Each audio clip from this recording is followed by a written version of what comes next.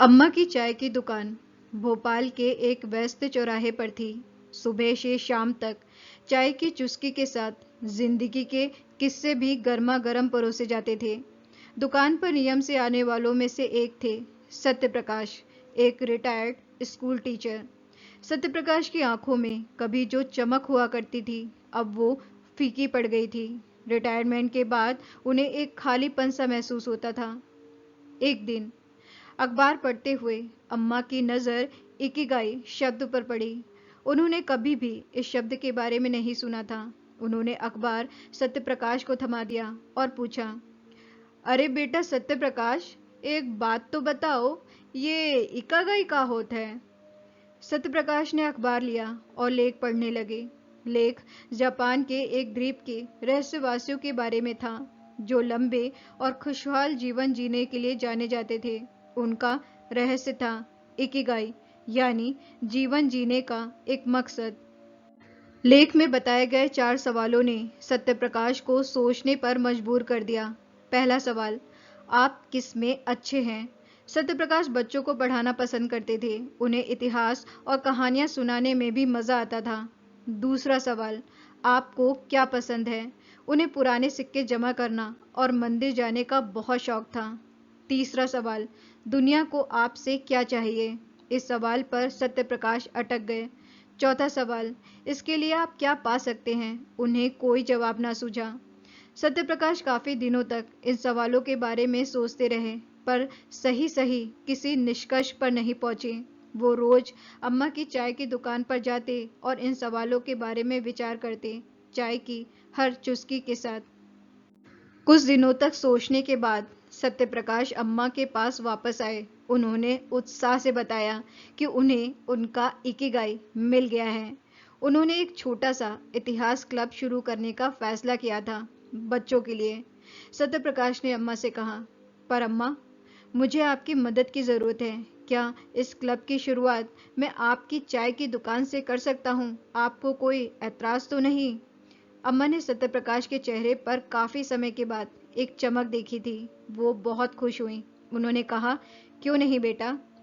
सत्यप्रकाश हर रविवार को अम्मा की चाय की दुकान पर इकट्ठा होकर बच्चों को इतिहास की कहानियां सुनाते, पुराने सिक्कों को दिखाते और उन्हें अपने आसपास की संस्कृति के बारे में बताते।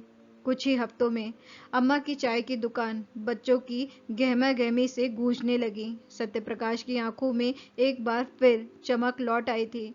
उन्हें बच्चों का उत्साह देखकर बहुत खुशी मिलती। एक रविवार अम्मा की चाय की दुकान पर बैठे हुए सत्यप्रकाश ने एक अजीब सा सिक्का देखा जो एक बच्चा लाया था। सत्यप्रकाश ने बच्चे से पूछा, ये सिक्का तुम्हें कहाँ से मिला? बच्चे ने अपने कंधे उचकाते हुए कहा, नदी के किनारे खेल रहा था, वही मिट्टी में दबा मिला। सिक्का बहुत पुराना था और उस पर कुछ अजीब निशान थे। सत्यप्रकाश ने तय किया कि वो इस सिक्के के बारे में और रिसर्च करेंगे।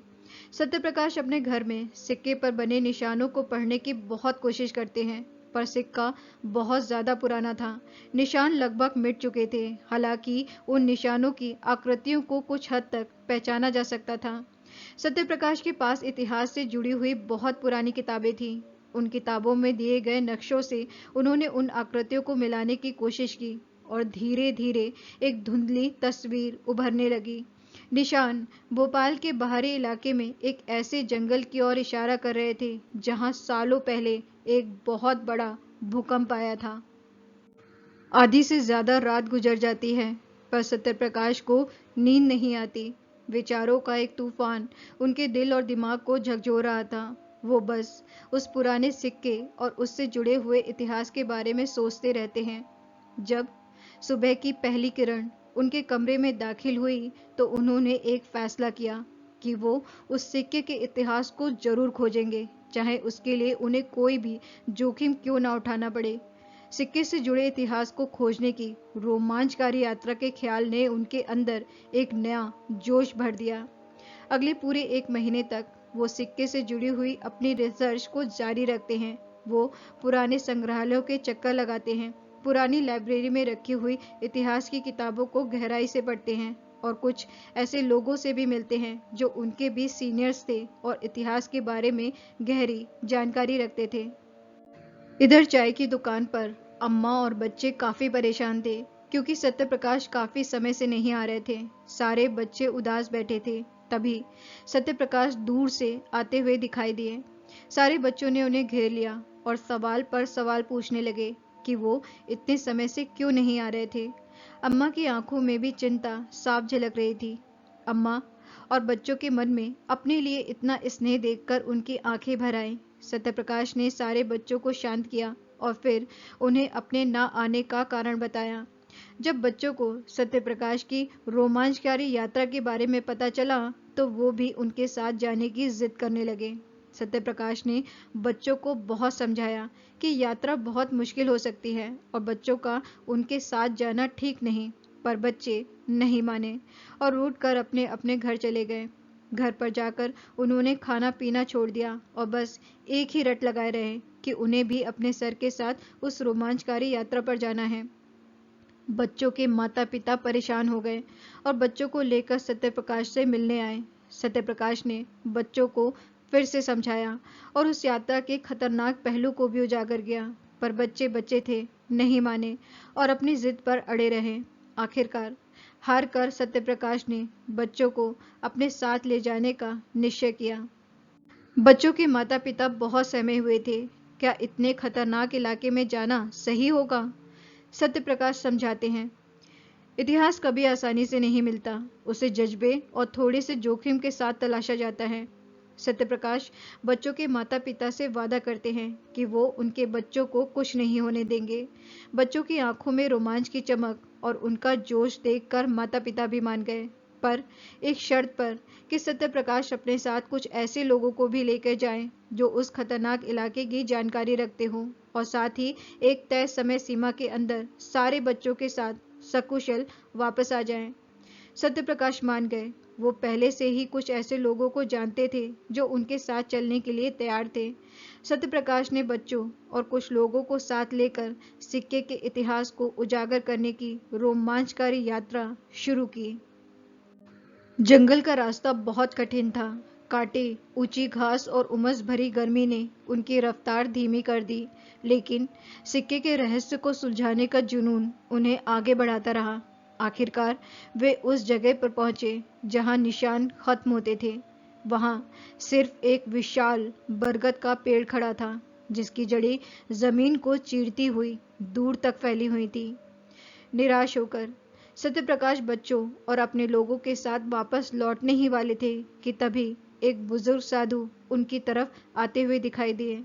साधु ने सिक्का देखा और उसकी ओर इशारा करते हुए बोले, यह तो प्राचीन सूर्य मंदिर का निशान है। भूकंप में वह मंदिर जमीन के नीचे दब गया था। यह पेड़ ही उसका निशान है। साधु की बात सुनकर बच्चों और सत्यप्रकाश की खुशी का ठिकाना ना रहा। उन्होंने साधु से मदद मांगी। साधु ने सालों पुराने ज्ञान का इस्तेमाल करते हुए जमीन को खोदने का सही स्थान बताया। सत्यप्रकाश ने अपने लोगों के साथ मिलकर जमीन की खुदाई का काम शुरू किया। बच्चे भी पूरे जोश के साथ लगे हुए थे। खुदाई का काम काफी समय तक चलता रहा। सभी लोग थक कर चूर हो गए, पर कुछ भी दिखाई न दिया। बच्चों का जोश भी कम हो गया। थकावट और गर्मी से सबका हाल बेहाल था कि तभी उन्हें कोई चमकती हुई चीज दिखाई दी। दुगने जोश के साथ खुदाई का काम फिर से शुरू हो गया और कुछ ही घंटों की मेहनत के बाद मंदिर का प्रवेश द्वार सामने आ गया। उस मंदिर के अंदर का नजारा अद्भुत था। मूर्तियां तो धूल से ढकी थी, लेकिन उनकी भव्यता साफ झलक रही थी। मंदिर की दीवारों पर प्राचीन चित्रकारी की झलकियां थी, जो इतिहास की कहानियां बयान कर रही थी। सत्यप्रकाश ने बच्चों और बाकी लोगों के साथ मिलकर सावधानी से मंदिर की सफाई की। उन्होंने पुरातत्व विभाग को सूचित किया, जिसने मंदिर को संभालने का जिम्मा लिया। अखबारों में इस खोए हुए मंदिर की खोज की खबर छपी। बच्चों को स्कूल में सम्मानित किया गया। सत्यप्रकाश को इतिहास का खोजी शिक्षक कहा जाने लगा। लेकिन सबसे महत्वपूर्ण बात तो ये थी कि सत्यप्रकाश को अपना इकागाई मिल गया था। उन्होंने बच्चों को इतिहास से जोड़ा, संस्कृति को सहेजा और खुद को एक नया उद्देश्य दिया, जिंदगी को फिर से एक बार जीने का। एक शाम अम्मा की चाय की दुकान पर बैठे हुए सत्यप्रकाश ने बच्चों को संबोधित किया और कहा, बच्चों, जिज्ञासा ही खोज की शुरुआत होती है। इतिहास हमारे आसपास बिखरा हुआ है, बस उसे देखने की जरूरत है। और हाँ, अपने इकागाई को ढूंढो, क्योंकि वही तुम्हें खुशी और सफलता की राह दिखाता है। बच्चे जिज्ञासा से बोले, सर, इकागाई क्या है? सत्यप्रकाश मुस्कुराए और बोले, बच्चों, इकागाई एक जापानी शब्द है जिसका अर्थ है जीवन जीने का कारण। यह वो चीज है जो आपको सुबह बिस्तर से बाहर निकलने के लिए प्रेरित करती है। यह वो काम है जो आपको खुशी और संतुष्टि देता है। बच्चों ने फिर पूछा, सर, इकागाई को कैसे ढूंढें? सत्यप्रकाश ने कहा, बच्चों, इकागाई ढूंढने का कोई एक तरीका नहीं है। यह एक व्यक्तिगत यात्रा है, लेकिन हाँ, कुछ चीजें हैं जो आपको आपका इकागाई खोजने में मदद कर सकती हैं। उन्होंने आगे कहा, सबसे पहले अपने आप से ये 4 सवाल पूछो। आपको क्या करने में मजा आता है? आप किस चीज में अच्छे हैं? दुनिया को आपसे क्या चाहिए? आप किस चीज के लिए पैसे कमा सकते हैं?